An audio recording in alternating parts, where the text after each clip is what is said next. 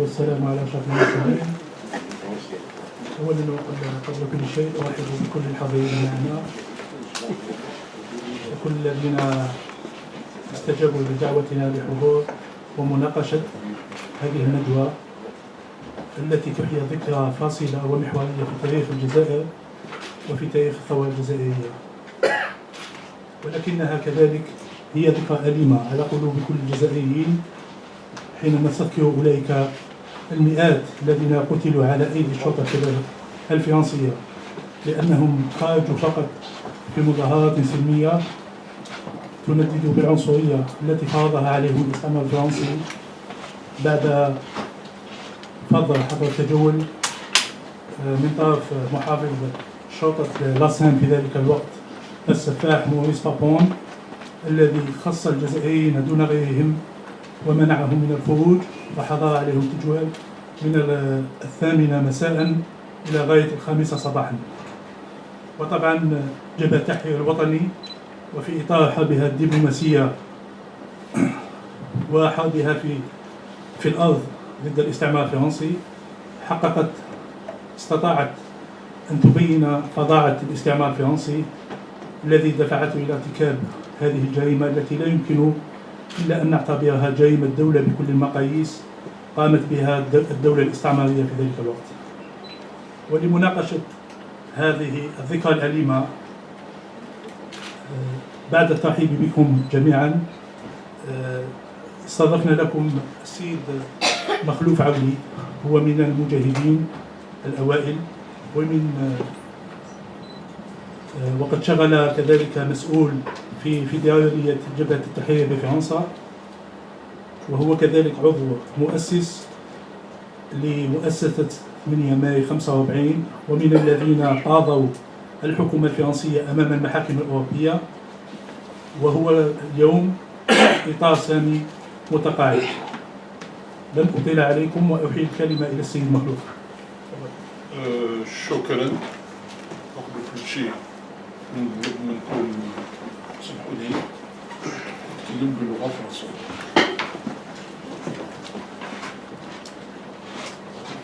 Avant d'entamer directement le sujet, je voudrais, si possible, que ce soit quelque chose d'interactif.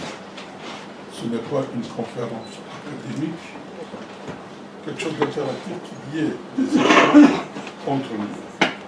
Mais avant toute chose, je tiens à saluer la mémoire de tous nos chouhadas de 1830 à ce jour,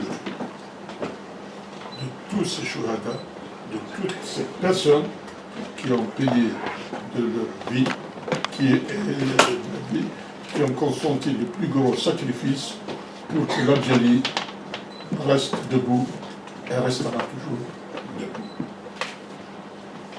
Pour comprendre les manifestations du 17 octobre 1961, je pense qu'il est utile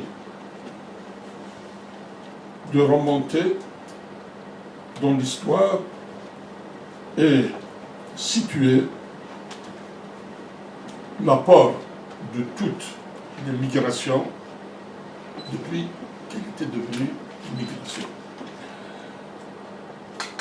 Vous savez qu'au lendemain de la Seconde Guerre mondiale, de la Première Guerre mondiale plutôt, si vous voulez, 14-18, la France avait besoin de beaucoup de main-d'œuvre, où la trouver, où la puiser, si ce n'est dans les anciennes colonies, notamment l'Algérie. C'est comme ça donc que les Algériens ont commencé à s'installer en France, y travailler, et bien entendu pour subvenir aux besoins de leur famille. C'est en contact avec l'environnement français, politique et surtout syndical, que les Algériens, déjà imbibés, bien entendu, de la notion de patriotisme, de la revendication de l'indépendance de l'Algérie, ont pu affûter leurs armes. On ne peut pas parler du mouvement national si on ne cite pas l'émir Khalid, qu'on a totalement zappé, qu'on a totalement occulté. Or, le premier réveil, c'était précisément avec le petit-fils de l'émir Abdelkader, l'émir Khalid. Donc, cette notion, comment dirais-je, de lutte nationale, pour moi, a pris naissance avec l'émir Khalid. Sont venus ensuite l'étoile nord-africaine et le PPA, jusqu'à aboutir, bien entendu, au FLN.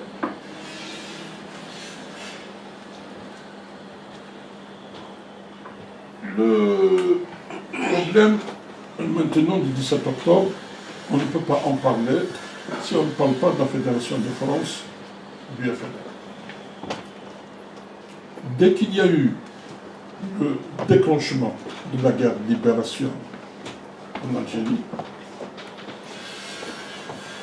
les immigrés, ou du moins l'élite, a commencé donc à faire les préparatifs nécessaires pour anticiper à ce soulèvement d'indépendance. Pour l'histoire, je dirais que lorsqu'il y a eu l'éclatement de l'organisation spéciale, vous savez dans quelles conditions a été découverte l'organisation spéciale, ici en Algérie, le coup de Tébessa, les dénonciations, beaucoup de membres de l'OS se sont retrouvés en France. On peut citer Dibou Chmoura, Nassas, Habashi, et beaucoup d'autres qui étaient plus membres de l'organisation spéciale. Donc, ils étaient au courant de ce qui allait se passer.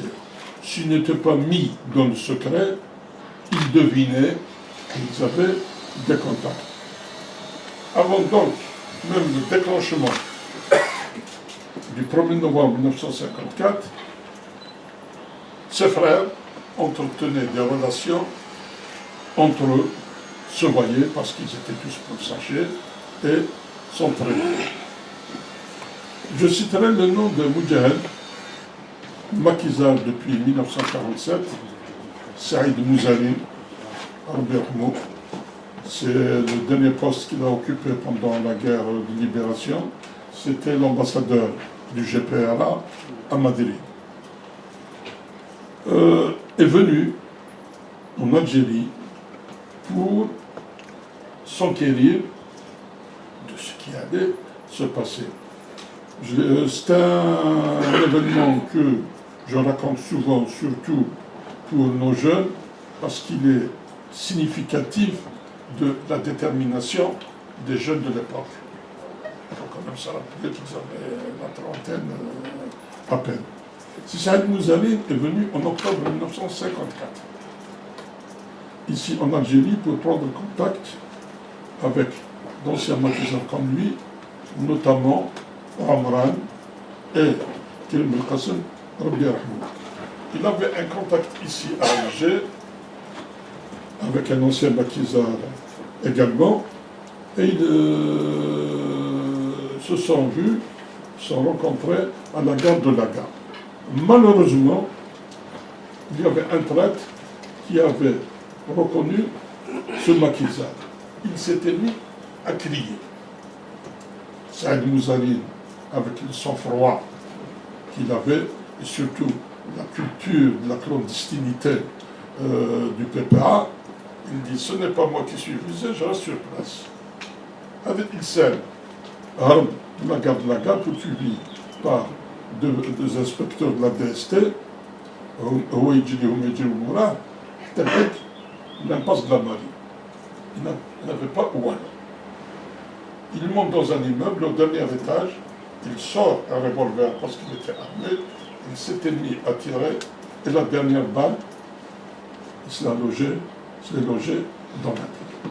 Le pourquoi de la chose, pour moi, c'est pour ne pas avoir à dire que le 1er novembre, il allait y avoir le déclenchement de la guerre d'Opération.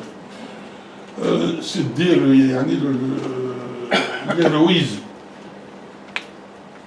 de ceux qui ont décidé de déclencher le 1er novembre 1954.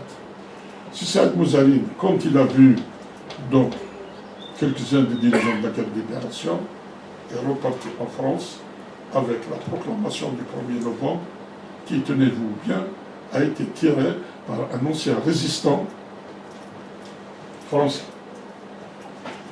Et ce même résistant français a offert la première mitraillette avec la résistance au mouvement national algérien. Donc, progressivement, s'est constituée la Fédération de France du FLN. Je ne veux pas trop m'attarder sur les principales étapes de cette constitution. Je m'arrête plutôt, je commencerai à partir de l'arrivée de Sir Omar Boudaoui en 1957, qui lui a commencé à structurer d'une façon beaucoup plus rationnelle, beaucoup plus scientifique, la Fédération de France. La Fédération de France a été structurée comme un véritable État. Il y avait l'organisation principale qui consistait, bien entendu, à encadrer tous les Algériens, mais également à s'occuper de la vie quasi quotidienne de ces Algériens. Ils ont créé plusieurs commissions, la commission d'hygiène, qui veillait à ce que dans les hôtels algériens, d'hôtels locataires algériens, qu'il y ait un minimum, comment dirais-je, d'hygiène, commission également de justice, qui arbitrait les différends entre les Algériens. Il y avait également l'organisation de ce qu'on appelait les groupes de choc. Mais la mission principale de la Fédération, deux missions principales de la Fédération de France, ça a été la question financière et également politique. La situation financière, quand il y a eu le déclenchement de la guerre de libération, vous savez qu'il y a eu quelques doutes sur les auteurs du déclenchement de la guerre de libération, Messali et Kenchour, Adoumannas Jded, qui ont décidé de déclencher, à quel sens se vouait ce meurtrier. La sagesse de nos compatriotes à l'étranger, ils ont dit pour nous, les Moudjahidines, c'est ceux qui sont dans le maquis. Et ceux en qui nous pouvons avoir confiance, ce sont les gens de chez nous. Je suis tel endroit, je sais à tel endroit il y a le Moudjahid, un tel. Donc nous allons collecter des fonds et on les envoie dans les villages, dans les quartiers, etc. Ce n'est qu'après donc, à partir de 1957, à l'arrivée de Sir Omar Boudaoui, qu'il y a eu une organisation, comment dirais-je, systématique de toute l'immigration algérienne, les opérations de quadrillage aller d'hôtel en hôtel pour organiser les Algériens, les structurer. À partir de ce moment-là, toutes les cotisations des Algériens étaient payées sur place à la Fédération de France du FLN. Pour rappel, ça a été dit à plusieurs reprises, la Fédération de France assurait 80% du budget de fonctionnement de la guerre de libération, du taux de CCE et du GPRA. Sur le plan politique, c'est l'action entreprise dans les usines, par des ouvriers, en direction des syndicats, mais également entreprise par l'élite, dont notamment Mohamed Al-Ibrahimi, Salah Al-Wanshi, le Bijawi, en direction de l'élite française des intellectuels. C'est comme ça qu'ont commencé à se constituer ce qu'on appelle les réseaux de soutien au FLN. Donc, la Fédération de France, ce problème d'organisation, ce problème politique en direction de l'élite française, mais également sur le plan international.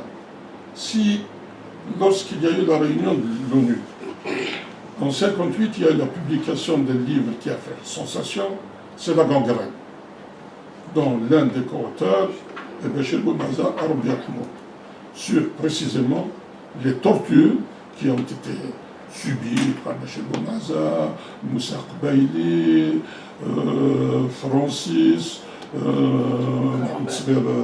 Khidar, qui n'a rien à voir avec le Khidar, c'était militant et bien entendu, ce qu'on peut appeler maintenant l'agite-propre, c'est donc la propagande, distribution des tracts, des réunions, etc., etc. On ne peut pas parler de la Fédération de France si on ne parle pas des actions armées qui ont été entreprises. Au début, lorsque vous avez été victime des attaques messalistes, beaucoup essayent de, c'est mon opinion publique et j'y tiens, beaucoup actuellement essaient de réhabiliter Messali. Messali jusqu'à 1954, oui. Mais à partir de 1954, pour moi personnellement, et j'assume de dire, a joué un rôle plutôt néfaste. Pas la petite histoire, la grande histoire. Beaucoup disent qu'il a été l'initiateur du 1er novembre 1954, ce qui est tout à fait faux, puisque sa propre fille, dans un documentaire télévisé, je ne sais pas si c'est sur les chaînes françaises ou algériennes, a raconté l'anecdote suivante. Je me trouve avec mon père dans un restaurant début novembre. J'étais entre un ancien militant du PECAR. Il va saluer M. Message en lui disant Alhamdoulilah, tout ce qui s'ensuit. Il n'était même pas. Ça, ce sont les dires de sa fille, et on peut vérifier ce que j'avance là en rediffusant ce documentaire. Ce rôle néfaste également, on va y arriver en parlant du 17 octobre, c'est lorsque les Français, pour brouiller les cartes et nier la représentativité du FLN, a voulu associer les messalistes. Celui qui a été contre, qui est rentré ensuite en Algérie, il a été employé à la préfecture d'Alger, c'était Moulay Memba.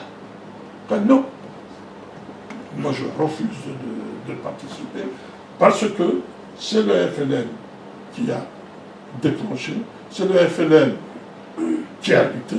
Donc si vous voulez un interlocuteur, c'est le FLN.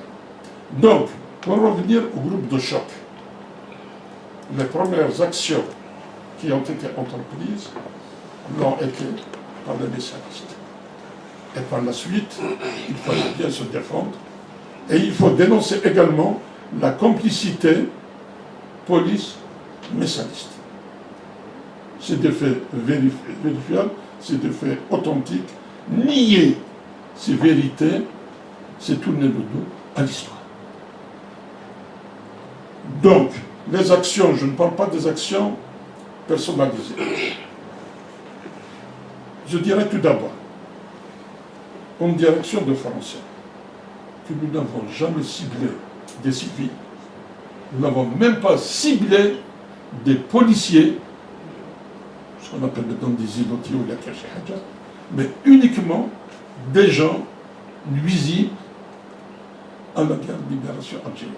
si un policier a été tué parce qu'il a fait un excès de zèle, parce qu'il devenait menaçant à l'égard du FLN, donc la guerre de libération.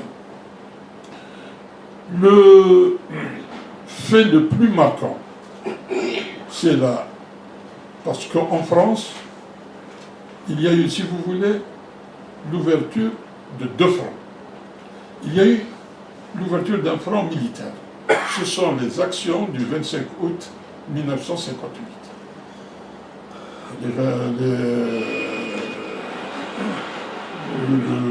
L'ouverture de ce second front est caractérisée notamment par l'incendie de Moulpian.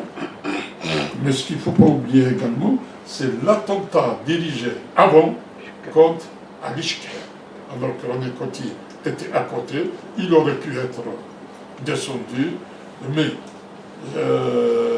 Sebin Sedouk avait reçu pour mission de tuer Alishker. Il a été tué. Bien entendu, si Ben Sedouk avait failli, il y avait quelqu'un qui était prêt à intervenir, c'était Al-Fassi. Vous m'excusez, j'ai oublié son nom, c'est Al-Fassi, mais son nom de famille, je l'ai oublié.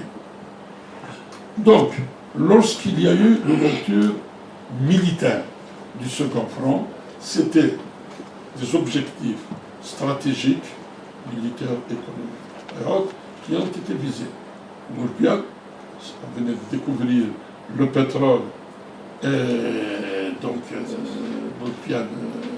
Et pour rendre justice à un homme, quand même, il faut le dire, c'est l'ancien ministre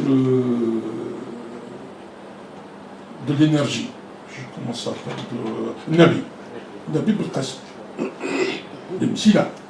C'est lui qui a fait le plan de l'attaque. Contrairement à ce qui a été dit, il était en contact avec Bachir Boumaza. C'est lui qui a fait le plan situé là où il fallait déposer les bombes. Donc c'est Nabi Belkacem. Et je me souviens d'une anecdote, c'est Rabah Ba'aziz qui disait à Bachir Boumaza, puisqu'il a fait ce plan, il faut que Nabi Belkacem participe. Lui, comment tu veux qu'il participe? C'est un intellectuel. Ça ne veut pas dire que les intellectuels sont pas, mais on est bien d'accord. Khaté, l'action armée, ce n'est pas lui, il a fait ce qu'il a pu faire. Il avait insisté. Alors c'est Bouaziz. Maintenant, si tu veux comme ça, toi et moi, nous participons aussi. Ça, c'est pour la petite anecdote. J'aurais voulu y aller à l'endroit de Nabi Belkacem apporter cette précision. Il y a eu la cartoucherie de Vincennes, dont le responsable, celui qui a mené, je dois dire un peu de modestie, que j'ai participé dans les préparatifs. Celui qui a mené l'action directe, c'est Meherzi Youssef, un gars très courageux, il est toujours de ce monde, Rabbi et Taoul Amro. Je vois qu'il a mis de regarder un petit peu, il faut le temps, je comprends. Je ne veux pas trop m'étendre. Oui. Donc, et il y a eu un second front qui a été ouvert, c'est le front politique, caractérisé essentiellement par le 17 octobre 1961. Le 17 octobre 1961, si on ne le situe pas dans la progression du 8 mai 45, le 11 décembre 1960, c'est quand même bien. Il faut le situer dans cette trajectoire parce qu'il s'agit, pour les trois, il s'agit de mouvements populaires, la participation de tout le peuple, et ce sont 3 événements qui ont été déterminés pour l'avènement de l'indépendance algérienne.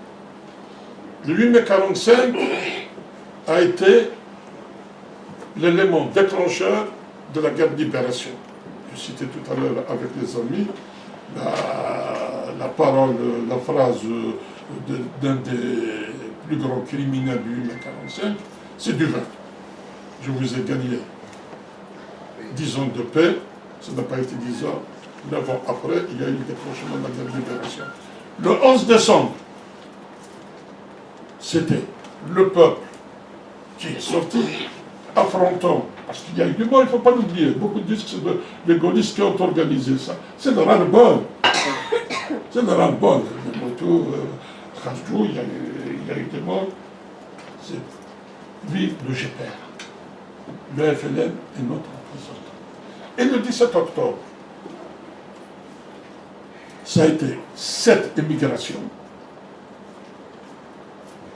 qui a tenu à affirmer sa participation et dire que bien que nous vivons en France, nous faisons partie intégrante du peuple algérien.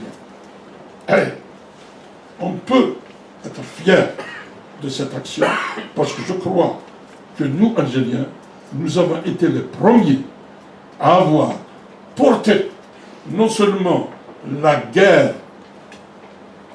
dans le pays colonisateur, mais également avoir su réunir tous ces Algériens qui se trouvent là-bas pour dire Tahniya, Rana, ma la FLN, Rana, ma GPRA, l'istiqlal. Et il y a la combativité, le patriotisme des Algériens, même les détenus. À l'époque, moi j'étais en prison, j'étais déjà détenu. Nous avons la dernière grève de la faim que nous avons faite. Elle a duré 21 jours. Pourquoi? Pour un soutien précisément à ce qui s'était fait le 17 octobre, mais également que nous luttons avec les moyens dont nous disposons, c'est-à-dire la grève de la faim. Il y a eu d'autres luttes qui ont été menées de la famille, etc., etc. Donc, l'importance du 17 octobre, ça a été le dernier mouvement populaire algérien qui s'est déroulé en France. Ça a démontré sans équivoque que tous les Algériens voulaient l'indépendance et au niveau international, ça a été une démonstration extraordinaire. Les causes maintenant du 17 octobre 1961.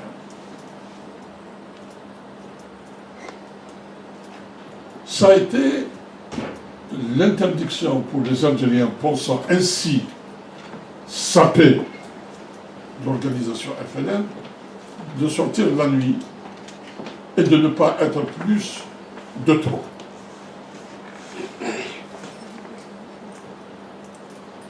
Donc, cette discrimination raciale est une des causes. Il y avait également ce qu'on appelait les ratonnades. Il y a un excellent livre, je crois l'avoir déjà dit, de Marcel Péju, Abin Hamha, les Haki à Paris, et les ratonnades, qui parlaient précisément des sévices, des tortures, des rafles dont ont été l'objet les Algériens. Le sinistre Papin, qui était alors préfet de police, pour mener cette tâche, a fait appel à des Harkis, qui se trouvaient en Algérie entre parenthèses, parmi les plus sinistres, et il les avait chargés de cette répression féroce. Était également en discussion avec les représentants du GPRA, les négociations pour mettre un terme à cette guerre qui n'a que trop duré. Souvenons-nous qu'il y a eu quand même la déclaration de De Gaulle sur l'autodétermination du peuple algérien. Beaucoup,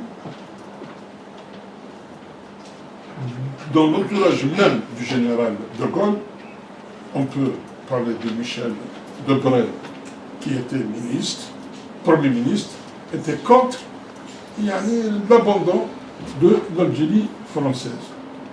Et il multipliait donc des actions, des services au collège.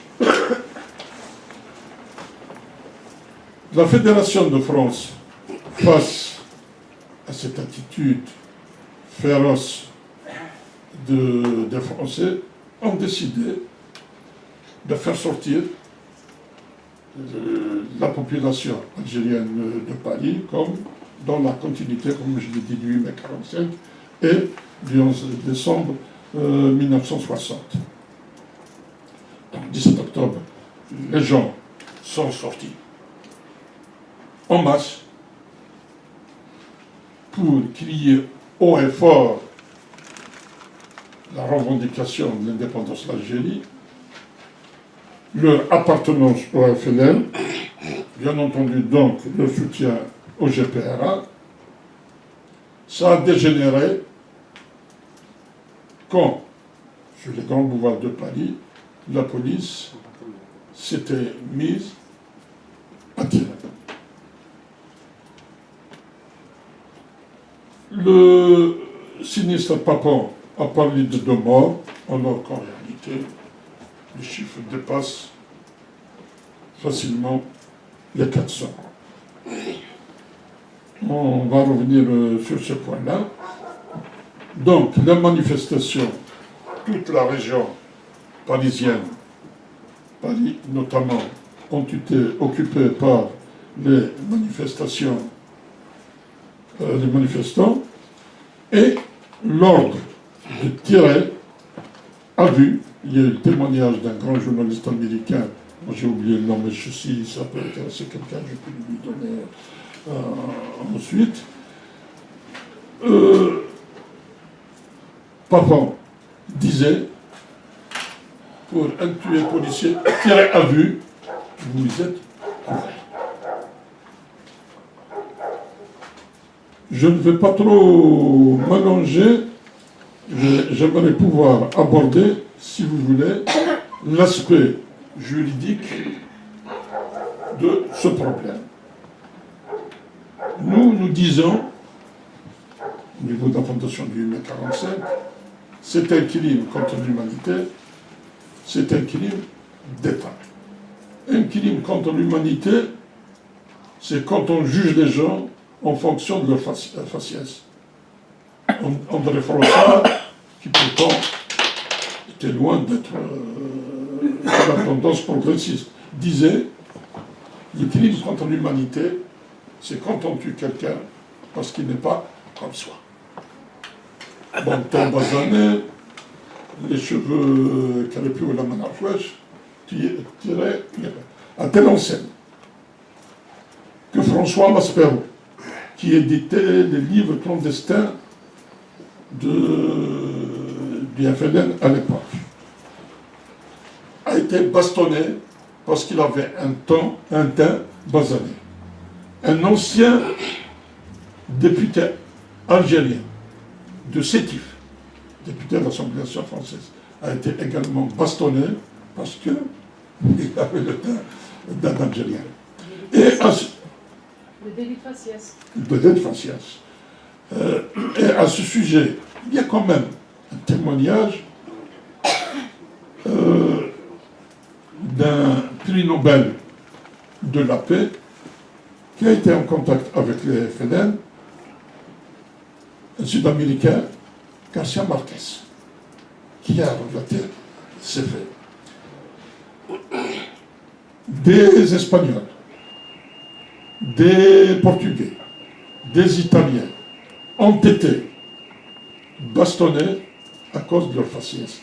Donc c'est la caractéristique même du crime contre l'humanité.